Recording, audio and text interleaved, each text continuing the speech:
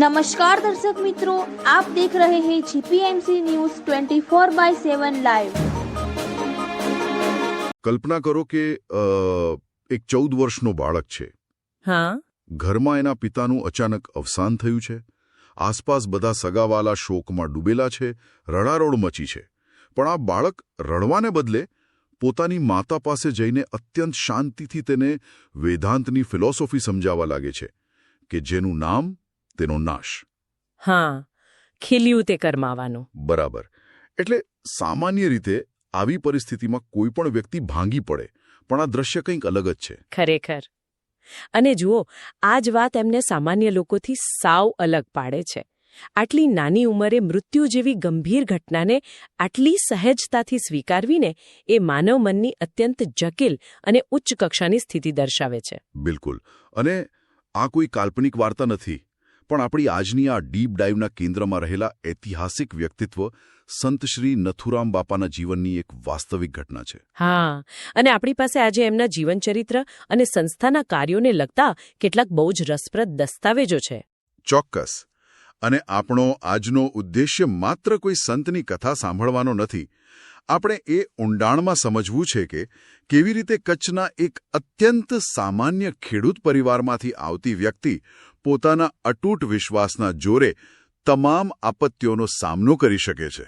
બરાબર છે. અને સૌથી મહત્વનું એ સમજવું છે કે એક વ્યક્તિની અંગત આધ્યાત્મિક યાત્રા કેવી રીતે સમય જતાં એક વિશાળ આધુનિક સામાજિક સંસ્થાનું સ્વરૂપ ધારણ કરી લે છે. આ પ્રવાસ ખબર છે બહુ રોમાંચક છે, કારણ કે આમાં માનસિક મક્કમતાથી લઈને કટોકટીના સમયના નિર્ણયો અને છેવાડે સમાજ નિર્માણ, આ બધા જ પાસાઓ જોડાયેલા છે.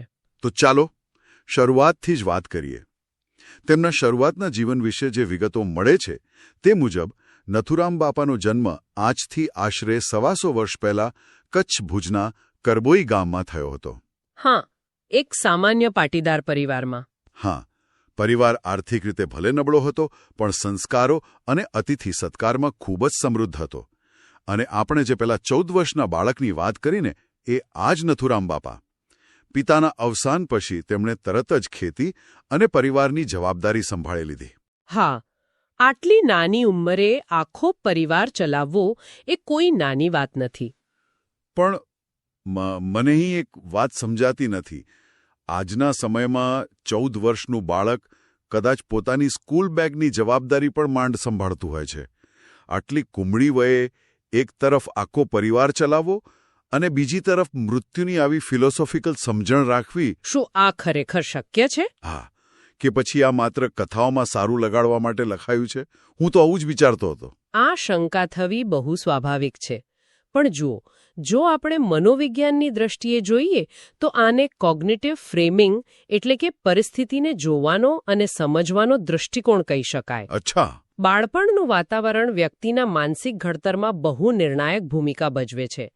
એમના માતા પિતાનું ભક્તિમય જીવન અને ઘરે આવતા સાધુ સંતોના સત્સંગે એમના અર્ધજાગૃત મનમાં એક એવું માળખું તૈયાર કર્યું હતું કે જેમાં જીવન અને મૃત્યુ બંને સહેજ લાગે. બિલકુલ.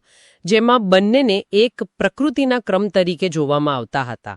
એટલે જ્યારે પિતાનું મૃત્યુ થયું ને ત્યારે આ ઘટનાએ તેમના માટે એક આઘાતનું નહીં પણ વાસ્તવિકતાના સાક્ષાત્કારનું કામ કર્યું.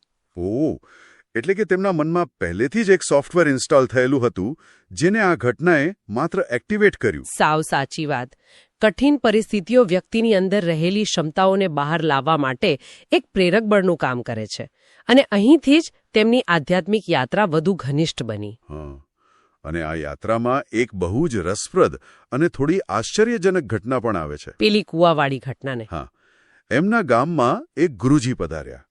નથુરામ બાપાએ વિનંતી કરી કે શ્રદ્ધા અડગ બને તેવો કોઈ માર્ગ બતાવે. એટલે ગુરુજી તેમને રાત્રે વાડીમાં કૂવા પાસે લઈ ગયા અને કહ્યું કે કૂવા તરફ પગ લટકાવી આંખો બંધ કરી ધ્યાન કરો. બરાબર.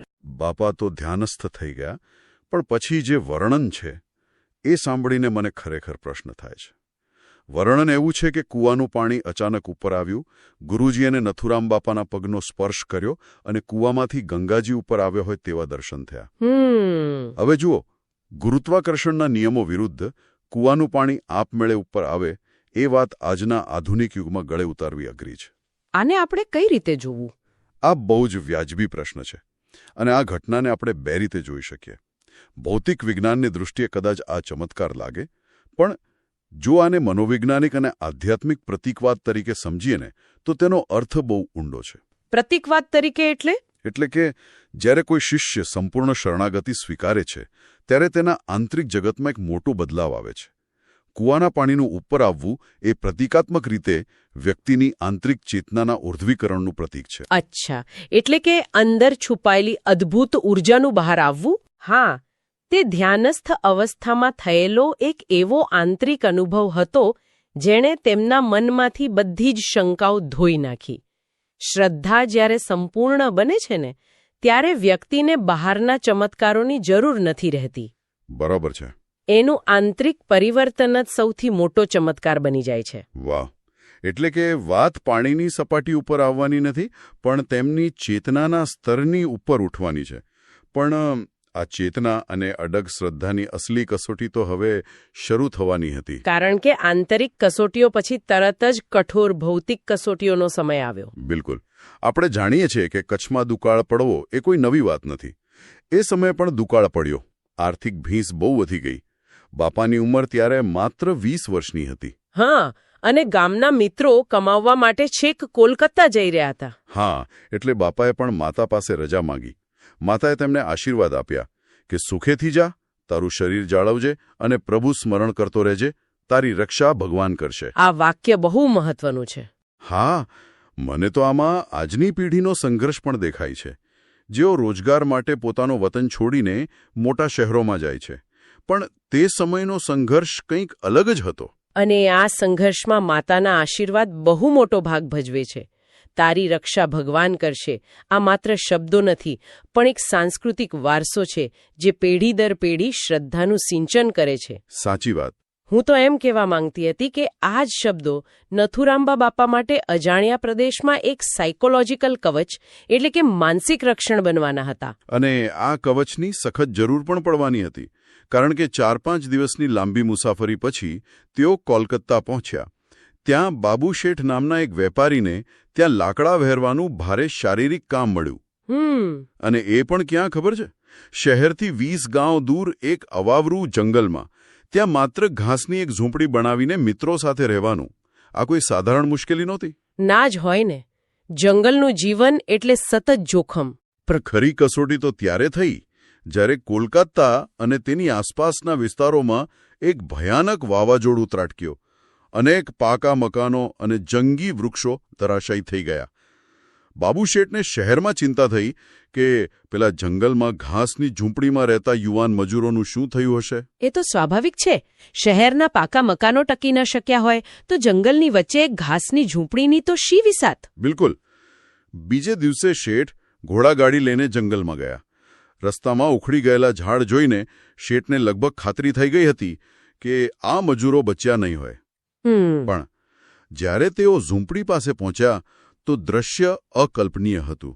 આસપાસ બધું જ નાશ પામ્યું હતું. પણ બાપા અને તેમના મિત્રો ઝૂંપડીની અંદર એક દીવો પ્રગટાવીને શાંતિથી આંખો બંધ કરીને સ્મરણ કરી રહ્યા હતા. તેઓ એકદમ સુરક્ષિત હતા. શું વાત છે? હા. શેઠ આશ્ચર્યચકિત થઈ ગયા. બાપાએ સહજતાથી કહ્યું કે અમે રાતભર સ્મરણ કર્યું, સદગુરુની કૃપાથી અમારી રક્ષા થઈ. હવે હું અહીં થોડો રોકાવા માંગુ છું. કેમ? શું થયું? એટલે વાવાઝોડા વચ્ચે જ્યારે ઝાડ પડતા હોય ત્યારે સલામત સ્થળે ભાગવાને બદલે માત્ર એક દીવો પ્રગટાવીને બેસી રહેવું એ સુરક્ષાની દૃષ્ટિએ એકદમ ખોટો અને જીવલેણ નિર્ણય ન કહેવાય. એટલે તમને એવું લાગે છે કે આ જોખમી હતું? હા. શું આ આંધળું અનુકરણ કે મૂર્ખામીભર્યું જોખમ નહોતું? જુઓ, તમારું દૃષ્ટિકોણ એકદમ વ્યવહારુ છે, પણ અહીં જે બન્યું ને તેને આપણે આધુનિક ભાષામાં ક્રાઇસિસ મેનેજમેન્ટ અને સાયકોલોજીકલ એન્કરિંગના એક અદ્ભુત ઉદાહરણ તરીકે જોવું જોઈએ. અચ્છા, એ કઈ રીતે? એટલે જ્યારે ભયાનક કટોકટી આવે ત્યારે માણસનું મગજ ફાઇટ ઓર ફ્લાઇટ મોડમાં જતું રહે છે. મગજનો જે ભાગ ભય માટે જવાબદાર છે, જેને આપણે એમિગડાલા કહીએ છીએ, તે સક્રિય થઈ જાય છે અને માણસ ગભરાટમાં આડેધડ દોડવા લાગે છે. હા, પેનિક થઈ જાય માણસ. બરાબર. હવે વિચારો, જંગલમાં રાતના અંધારામાં વાવાઝોડા વચ્ચે દોડવું એ ઝૂંપડીમાં બેસી રહેવા કરતાં ઘણો વધારે જોખમી સાબિત થઈ શકે છે, કારણ કે ઉડતા પતરા કે પડતા ઝાડનો શિકાર બનવાની શક્યતા બહુ વધી જાય છે. ઓહ, એટલે તને એમ કહેવા માંગો છો કે દીવો પ્રગટાવવો અને સ્મરણ કરવું એ કોઈ જાદુ નહોતો, પણ તેમના મગજને શાંત રાખવાની એક પ્રક્રિયા હતી. બરાબર. તે દીવો અને સ્મરણ તેમના માટે એક એન્કર એટલે કે આધાર હતા. તેનાથી તેમનો શ્વાસોચ્છ્વાસ નિયંત્રિત રહ્યો, હૃદયના ધબકારા સામાન્ય રહ્યા અને તેમણે ભયને પોતાના પર હાવી ન થવા દીધો. આ તો બહુ ડીપ વાત છે. હા, જ્યારે વ્યક્તિ બાહ્ય અરાજકતા વચ્ચે પોતાની અંદરની શાંતિ જાળવી રાખે છે ને, ત્યારે એ શાંતિ જ સૌથી મોટું કવચ બની જાય છે. તેમણે અંધારામાં દોડવાને બદલે સ્થિર રહેવાનો જે નિર્ણય લીધો તે જ એમના બચાવનું મુખ્ય કારણ બન્યો. વાહ! શ્રદ્ધાએ તેમને માનસિક રીતે ડગવા ન દીધા અને સંતુલિત નિર્ણય લેવાની તાકાત આપી. આ ખુલાસો ખરેખર શ્રદ્ધાને જોવાનો એક નવો જ સાયકોલોજીકલ દૃષ્ટિકોણ આપે છે. અને આ જ શ્રદ્ધા એમને આગળ પણ બહુ કામ આવી. સાચી વાત. કારણ કે થોડા વર્ષો કોલકાતામાં સંઘર્ષ કર્યા પછી પૈસા કમાઈને તેઓ ગુજરાત પરત ફર્યા. અહીંથી તેમની યાત્રાનો બીજો તબક્કો શરૂ થાય છે. હા, ખેડા જિલ્લામાં. ખેડા જિલ્લાના કપડવંજ તાલુકાના વિષ્ણુપુરામાં તેમણે ખેતી માટે જમીન લીધી. જમીન તો સાફ કરી, પણ ત્યાં સૌથી મોટી સમસ્યા પાણીની હતી. ગ્રામજનોએ સાથે મળીને એક કૂવો ખોદ્યો, પણ ઘણા પ્રયત્નો છતાં પાણી જ ન નીકળ્યું. એટલે નિરાશા વ્યાપી ગઈ હશે. આખો સમુદાય નિરાશ થઈ ગયો. ત્યારે લોકો બાપાની સલાહ લીધી. બાપાએ કહ્યું કે ઇષ્ટદેવને પ્રાર્થના કરો, ઘીનો દીવો કરો અને પ્રભુ સ્મરણ કરો. અને ખરેખર 2 દિવસ પછી એ જ કૂવો થોડો વધુ ઊંડો ખોદતા સંતોષકારક પાણી મળી ગયું. જુઓ, આ ઘટના એ દર્શાવે છે કે હવે તેમની શ્રદ્ધા અને માનસિક તાકાતનો ઉપયોગ માત્ર પોતાના અંગત રક્ષણ પૂરતો સીમિત નહોતો રહ્યો. બરાબર. એ તો આખા સમુદાય માટે હતો. હા, તે હવે આખા સમુદાયના કલ્યાણ અને નેતૃત્વ તરફ વળી રહ્યો હતો. જ્યારે આખું ગામ નિરાશ થઈને બેસી ગયું હતું, ત્યારે બાપાએ દીવા અને પ્રાર્થના દ્વારા તેમને આશાનું એક નવું કેન્દ્ર પૂરું પાડ્યું. એટલે લોકો ફરીથી કામ કરવા પ્રેરાયા. બિલકુલ. આનાથી લોકોનો સામૂહિક મનોબળ પાછું આવ્યું અને તેઓ ફરીથી 2 દિવસ મહેનત કરવા તૈયાર થયા. શ્રદ્ધાએ અહીં એક ઉદ્દીપક એટલે કે મોટિવેશનનું કામ કર્યું. પણ જુઓ, સમાજ વ્યવસ્થા એવી છે કે જ્યાં શ્રદ્ધા અને આશા હોય ત્યાં ઈર્ષ્યા અને વિરોધ પણ જન્મે જ છે. હા, એ તો માનવ સ્વભાવ છે. આટલી નિસ્વાર્થ ભાવના છતાં તેમના જીવનમાં એક બહુ જ કપરો સમય આવ્યો. કોઈકે બદ ઇરાદાથી પોતાના જ ખેતરનો કપાસનો ઊભો પાક કાપી નાખ્યો અને તેનો ખોટો આરોપ સીધો નથુરામ બાપા પર મૂકી દીધો. અરે, આ તો બહુ મોટો આરોપ કહેવાય. હા, પોલીસ આવી, તપાસ શરૂ થઈ અને બાપાને ધમકાવવા લાગી. હવે જો કોઈ સામાન્ય માણસ હોય તો પોલીસથી અને સમાજના આવા આક્ષેપોથી ડરીને સંકોચાઈ જાય. પણ બાપાએ એવું કંઈ ન કર્યું. તો એમણે શું કર્યું? તેમણે ગામના ચોકમાં ઊભા રહીને એક ખુલ્લો પડકાર ફેંક્યો. તેમણે કહ્યું કે કડાઈમાં તેલ ગરમ કરો અને ઉકાળો. હું પહેલો એ ઉકળતા તેલમાં મારો હાથ નાખીશ અને પછી આરોપ લગાવનાર નાખે. બાપરે! આ સાંભળીને પેલો આરોપ મૂકનાર તો પરસેવે રેબઝેબ થઈ ગયો અને ડરી ગયો. પોલીસને પણ તરત સમજાઈ ગયું કે શંકા ખોટી છે. છેવટે પોલીસે માફી માંગી. પણ અહીં મારો પાછો એક સવાલ છે. હા, બોલો ને. પોલીસને કહેવું કે ઉકળતા તેલમાં હાથ નાખો, આ તો એકદમ મૂર્ખામીભર્યું અને ઘમંડી વર્તન ન કહેવાય? તમને એવું લાગે છે? હા, આ કોઈ જૂના જમાનાની અમાનવીય કસોટી, પેલા લાઇટ ડિટેક્ટર ટેસ્ટ જેવું લાગે છે. આટલું મોટું જોખમ લેવાની શું જરૂર હતી? તમારો પ્રશ્ન બહુ જ સચોટ છે. પ્રથમ દ્રષ્ટિએ કદાચ આ ઘમંડ કે બિનજરૂરી જોખમ લાગે, પણ જો તમે આને એ સમયની સામાજિક વ્યવસ્થા અને મનોવિજ્ઞાનના સંદર્ભમાં જુઓ ને, તો આ સત્યનું આક્રમક પ્રદર્શન હતું. અચ્છા, એટલે જાણી જોઈને કરેલું. હા, જ્યારે કોઈ વ્યક્તિ સંપૂર્ણપણે પારદર્શક હોય, તેનો અંતરાત્મા એકદમ શુદ્ધ હોય, ત્યારે તેના મનમાં અપરાધભાવનો છાંટો પણ હોતો નથી. અને જ્યાં અપરાધભાવ ન હોય ત્યાં ભયને કોઈ સ્થાન નથી હોતું. બરાબર છે. બાપાએ ઉકળતા તેલનો પડકાર ફેંકીને સામેવાળાના એ હથિયારને જ નિષ્ક્રિય કરી દીધો. તેમણે સામેવાળાના ડરનો જ તેમની સામે ઉપયોગ કર્યો, જેને આપણે અંગ્રેજીમાં કોલિંગ ધ બ્લફ કહીએ છીએ. ઓહ, એટલે કે તેઓ જાણતા હતા કે આરોપ લગાવનાર ખોટો છે, તેથી તે ક્યારે આ કસોટી માટે તૈયાર નહીં થાય. બિલકુલ. આ એક સાયકોલોજીકલ માસ્ટર સ્ટ્રોક હતો. ખરેખર આજના કોર્પોરેટ જગતમાં કે સામાજિક જીવનમાં પણ જ્યારે કોઈ આપણા પર ખોટા આક્ષેપો કરે ત્યારે બચાવ મુદ્રામાં આવવાને બદલે આંતરિક સચ્ચાઈના જોરે મક્કમતાથી ઊભા રહેવું એ જ સૌથી મોટો બચાવ છે. હા, આધ્યાત્મિકતા એટલે માત્ર નમ્ર બનીને બધું સહન કરી લેવું એવું નથી. સાચી વાત. અન્યાય સામે અડગ ઊભા રહેવાની તાકાત પણ છે. હવે આ બધા પડકારો અને સંઘર્ષો પાર કર્યા પછી બાપાના જીવનનો ઉત્તરાર્ધ એક માર્ગદર્શક તરીકેનો રહ્યો. હા, એ વડાલી રહેવા ગયા હતા ને? તેમના દીકરાઓ સાબરકાંઠાના વડાલીમાં ખેતી કરતા હતા. એટલે બાપા પાછલા વર્ષોમાં ત્યાં ગયા. ત્યાં તેઓ એક અલગ રૂમમાં એકદમ સાદું અને ફકીરી જીવન જીવતા. બરાબર. ત્યાં જ તેમની મુલાકાત સંત શ્રી રામજી બાબા સાથે થઈ. આ બંને સંતોના વિચાર અને ઉદ્દેશ્ય એક જ હતા: પરમાર્થ અને સમાજનું કાર્ય. તેઓ બંને પગપાળા કે બળદગાડામાં ફરી ફરીને સત્સંગ કરતા. અને લોકોને માર્ગદર્શન આપતા. હા, હરિભક્તોને સાચા માર્ગે ચાલવાની ગુરુ દીક્ષા આપતા. અને ખબર છે, તેમના વ્યક્તિત્વની સૌથી સુંદર વાત એ છે કે તેઓ સામે આવનાર દરેક વ્યક્તિને પ્રેમથી બાપલિયા કહીને બોલાવતા. કોઈ ભેદભાવ નહીં. આ બાપલિયા શબ્દ છે ને, એ બહુ સૂચક છે. આ શબ્દમાં જબરદસ્ત વાત્સલ્ય અને બિનશરતી સ્વીકાર એટલે કે અનકન્ડિશનલ પોઝિટિવ રિગાર્ડ છુપાયેલો છે. હા, એકદમ પ્રેમથી બોલાવતા.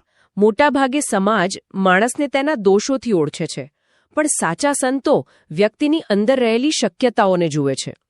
તેઓ સામેવાળી વ્યક્તિની યોગ્યતા સમજી શકતા અને એમના અવગુણો વિશે બહુ મીઠી ટકોર કરતા. પણ જુઓ, અહીં મને એક બહુ મોટો વિરોધાભાસ દેખાય છે. કેવો વિરોધાભાસ?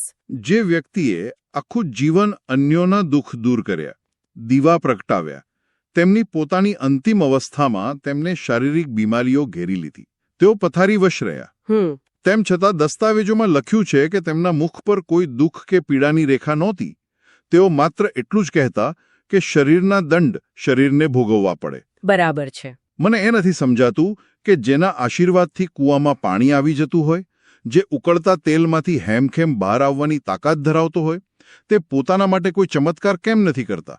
પોતાની બીમારી કેમ સહન કરે છે? આ એક અત્યંત ઊંડો પ્રશ્ન છે.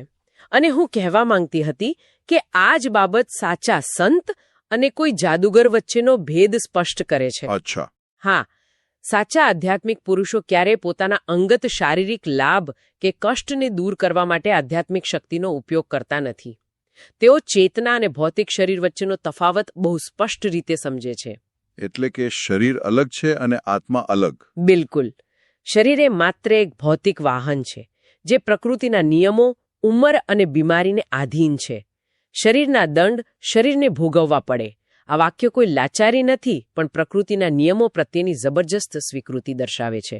હા, વાત તો સાચી. જુઓ, તેઓ દર્દમાં ચોક્કસ હતા, પણ પીડામાં ન હતા. દર્દ અને પીડા એટલે પેઇન અને સફરિંગ વચ્ચેનો તફાવત. હા, કારણ કે દર્દ શારીરિક હોય છે, જ્યારે પીડા એ માનસિક અસ્વીકારમાંથી જન્મે છે. તેમણે પરિસ્થિતિનો સંપૂર્ણ સ્વીકાર કરી લીધો હતો. આ સમજ ખરેખર અદ્ભુત છે. છેવટે 1982માં મહાસુદ પૂનમના પવિત્ર દિવસે તેમણે સમાધિ લીધી. તેમના સ્વર્ગવાસના સમાચાર આકાશવાણી અમદાવાદ પરથી પ્રસારિત કરવામાં આવ્યા હતા. એ બતાવે છે કે એમનો પ્રભાવ કેટલો વ્યાપક હતો. બિલકુલ. એક સામાન્ય ખેડૂતમાંથી સંત બનેલા આ વ્યક્તિત્વનો મોટો પ્રભાવ હતો. પણ ચર્ચા અહીં પૂરી નથી થતી. આ ડીપ ડાઇવમાં મને જે સૌથી વધુ રોમાંચક લાગ્યું તે હવે આવે છે. હા, એમનો વારસો ને. હા, તેમની શ્રદ્ધાનો જે નાનો છોડ હતો તે આજે કેવી રીતે એક વિશાળ સામાજિક સંસ્થા બની ગયો છે. તેમના ઉત્તરાધિકારી તુલસી બાપાએ 40 વર્ષ સુધી આ સેવાકીય ગાદી સંભાળી અને હાલમાં ચંદુરામ બાપા પરંપરાને આગળ વધારી રહ્યા છે. અને અહીં સૌથી નોંધપાત્ર બાબત છે આ આખા વારસાનું સંસ્થાકીયકરણ એટલે કે ઇન્સ્ટિટ્યુશનલાઇઝેશન. બરાબર. સંત શ્રી નથુરામ બાપા સેવા ટ્રસ્ટની સ્થાપના અને વડાલીમાં પાવનધામનું નિર્માણ એ દર્શાવે છે કે વ્યક્તિગત કરિશ્મા જ્યારે એક ચોક્કસ વ્યવસ્થામાં ઢળે છે ત્યારે તેનો લાભ પેઢીઓ સુધી મળતો રહે છે. અને આ લાભ, ખબર છે, માત્ર ધાર્મિક પ્રવચનો પૂરતો સીમિત નથી રહ્યો. બીજું શું શું થાય છે ત્યાં? આજે પાવનધામમાં વિશાળ સત્સંગ હોલ અને ભોજનાલય તો છે જ, પણ છેલ્લા 25 વર્ષથી ત્યાં સર્વજ્ઞાતીય સમૂહ લગ્નનું આયોજન થાય છે. ધ્યાનયોગ શિબિરો, યુવા અને બાળ શિબિરો યોજાય છે. બહુ સરસ કહેવાય. અને સૌથી અગત્યનું, જે મને આશ્ચર્ય પમાડે છે, કે ત્યાં નિષ્ણાત ડોક્ટરો દ્વારા મેડિકલ ચેકઅપ કેમ્પ અને ગંભીર રોગોની રસી આપવાના કાર્યક્રમો પણ નિયમિત થાય છે. અરે વાહ! તમે જરા વિચાર કરો, આપણે ક્યાંથી શરૂઆત કરી હતી? જંગલમાં એક કાચી ઝૂંપડીમાં પ્રગટાવેલા શ્રદ્ધાના દીવાથી. અને આજે એ જ શ્રદ્ધા આધુનિક મેડિકલ કેમ્પ અને શૈક્ષણિક કાર્યક્રમોના સ્વરૂપમાં પ્રકાશ ફેલાવી રહી છે. આ જ આજના સમયની સૌથી મોટી માંગ છે. જો આસ્થા અને આધુનિક સામાજિક સેવા એકબીજાના વિરોધી નથી, પણ પૂરક છે. સાચી વાત. આધ્યાત્મિકતાનો અંતિમ ઉદ્દેશ્ય જો સમાજના છેવાડાના માનવીના કલ્યાણમાં ન પરિણમે ને તો તે સ્થગિત થઈ જાય છે. રસીકરણ કે મેડિકલ કેમ્પ દ્વારા ગરીબોની સેવા કરવી એ પણ આજના યુગની ઈશ્વર પૂજા જ છે. ચોક્કસ. નથુરામ બાપાના વારસાએ સમયની જરૂરિયાત પ્રમાણે પોતાને બહુ સુંદર રીતે અપડેટ કર્યો છે. જે કરુણા તેમને ગામના લોકો માટે કૂવો ખોદાવીને બતાવી હતી, તે જ કરુણા આજે મેડિકલ કેમ્પ દ્વારા વહી રહી છે. તો આખી ચર્ચાનું સારાંશ કાઢીએ તો આપણે કહી શકીએ કે કચ્છની સૂકી ધરતી પર એક 14 વર્ષના બાળકમાં જન્મેલી સમજણથી શરૂ થયેલી આ યાત્રા આપણને ઘણું બધું શીખવી જાય છે. બિલકુલ. કોલકાતાના વાવાઝોડા વચ્ચે દીવો પ્રગટાવીને માનસિક સંતુલન જાળવવું હોય કે પછી ખેડામાં સત્ય સાબિત કરવા માટે અડગદતાથી ઊભા રહેવું હોય, સંત શ્રી નથુરામ બાપાનું જીવન એ સાબિત કરે છે કે શ્રદ્ધા એ આંખો બંધ કરીને બેસી રહેવાની કોઈ નિષ્ક્રિય બાબત નથી. હા, પણ કટોકટીના સમયે સાચો નિર્ણય લેવાની અને આપત્તિઓ સામે ઢાલ બનીને ઊભી રહેતી સક્રિય માનસિક શક્તિ છે. અને વડાલીમાં સ્થપાયેલો તેમનો વારસો, જે આજે શિક્ષણ અને સ્વાસ્થ્ય સેવાઓના રૂપમાં સમાજને ઉપયોગી થઈ રહ્યો છે, તે સ્પષ્ટ કરે છે કે સાચી ભક્તિ આખરે તો લોકસેવામાં જ પરિણમે છે. આ આખી યાત્રા, ખબર છે, એ વાતનું પ્રમાણ છે કે જ્યારે વ્યક્તિ પોતાના અહંકાર અને સ્વાર્થને ઓગાળી દે છે, ત્યારે તેના દ્વારા થતા કાર્યો સમય અને સ્થળની સીમાઓને પાર કરી જાય છે. બરાબર. અને તેનો પડઘો સદીઓ સુધી સમાજમાં સંભળાતો રહે છે. આપણે આજના આ સેશનમાં આ ઐતિહાસિક પ્રવાસો, કટોકટીઓ અને તેમાંથી જન્મેલા સામાજિક કાર્યોને બહુ બારીકાઈથી સમજ્યા, પણ અંતે એક બહુ જ મહત્વનો વિચાર મારા મનમાં આવે છે. કયો વિચાર? જો આજના આપણા આ આધુનિક માહિતીના અતિરેકથી ભરેણા અને અત્યંત વ્યસ્ત યુગમાં પણ રોજેરોજ કોઈને કોઈ વાવાઝોડા તો આવતા જ હોય છે ને. હા, તણાવના અને સમસ્યાઓના. બરાબર. ક્યારેક તે કારકિર્દીના તણાવના હોય છે, તો ક્યારેક સંબંધોના કે આર્થિક સમસ્યાઓના. અને કદાચ આપણી આસપાસ સીધું માર્ગદર્શન આપવા માટે કોઈ ગુરુ કે આવી ઐતિહાસિક ઘટનાઓ ન પણ હોય. સાચી વાત છે. દરેકની પાસે આવી સુવિધા નથી હોતી. તો એવા સમયે આપણે શ્રોતાઓ સાથે મળીને વિચારી શકીએ કે જીવનના આ આધુનિક વાવાઝોડાઓ સામે ટકી રહેવા માટે આપણે એ અતૂટ વિશ્વાસ અને આંતરિક શાંતિનો સ્ત્રોત આપણી પોતાની અંદરથી કેવી રીતે શોધી શકીએ? હા, એ બહુ મોટો સવાલ છે. પેલા કોલકાતાના જંગલની ઝૂંપડીમાં જે દીવો પ્રગટ્યો હતો અને જેણે ભયને દૂર રાખ્યો હતો, તેવો આંતરિક દીવો આપણે આપણા પોતાના મનમાં કેવી રીતે પ્રગટાવી શકીએ? આ એક એવો પ્રશ્ન છે જેના જવાબની શોધ આપણે સૌએ પોતાની અંદર જ કરવાની છે. સાચી શાંતિ કદાચ બહારના વાતાવરણમાં નહીં, પણ એ આંતરિક દીવાના પ્રકાશમાં જ છુપાયેલી છે. જરા વિચારજો.